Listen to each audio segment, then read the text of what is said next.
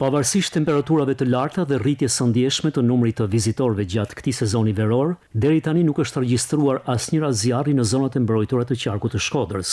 Sipas drejtuesve të ADZM-s, në këtë drejtim kanë ndikuar edhe masat e marra në bashkëpunim me bashkitë, shërbimin zjarfikës, si dhe funksionimi i rrjetit të monitorimit dhe sinjalizimit të hershëm. Nga ana jonë janë marrë të gjitha masat teknike organizative për menaxhimin e zjarreve, duke hartuar programet e punës dhe marrëveshjet institucionale me të gjitha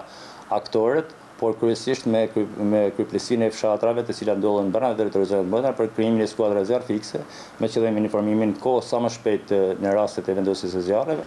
dhe ndërhyrjen finale. Një rol të rëndësishëm në parandalimin e rasteve të zjarreve ka ndërgjegjësimi i komuniteteve vendase, operatorëve turistik, guidave dhe vetë vizitorëve. Më rëndësishmi është ndërgjegjësimi i popullatës, kryesisht dhe këshillat që jepin guidave turistike, të cilat e kanë parasysh që në raste se bajnë kampinge ose nëse ndezin zjarra në pyjet, kanë elemente sigurisë për bazë kryesore, sepse